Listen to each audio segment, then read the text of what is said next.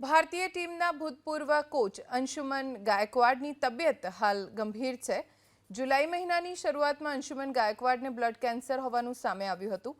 71 વર્ષીય અંશુમન ગાયકવાડની વડોદરાની હોસ્પિટલમાં સારવાર ચાલી રહી છે। અંશુમન ગાયકવાડ 1975 થી 1987 દરમિયાન ભારત માટે 40 ટેસ્ટ અને 15 વનડે મેચ રમ્યા। ત્યારબાદ 1997 થી 1999 અને પછી 2000માં ભારતીય ટીમના કોચ બન્યા। ગાયકવાડ એ સમયે ભારતીય ટીમના કોચ હતા જ્યારે અનિલ કુંબલેએ પાકિસ્તાન સામે એક ઇનિંગમાં 10 વિકેટ્સ લીધી હતી। ગાયકવાડના નેતૃત્વમાં ભારતે ઓસ્ટ્રેલિયા સામેની ડોમેસ્ટિક સિરીઝ 2-1 થી જીતી હતી, જ્યારે ન્યૂઝીલેન્ડ સામેની વનડે સિરીઝ ડ્રો રહી હતી। ભારતીય ટીમના પૂર્વ ક્રિકેટર અંશુમન ગાયકવાડની તબિયત લથડી છે।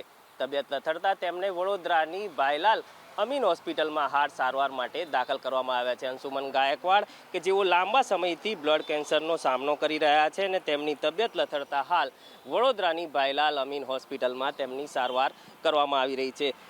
ઘણી લાંબી ઇનિંગ ભારતીય ટીમ માટે તેઓ રમ્યા હતા, તો ત્યારબાદ પસંદગીકાર તરીકે પણ ભારતીય ટીમના તેઓ રહી ચૂક્યા છે અને કોચ તરીકેની જવાબદારી પણ અંશુમન ગાયકવાડે નિભાવી છે।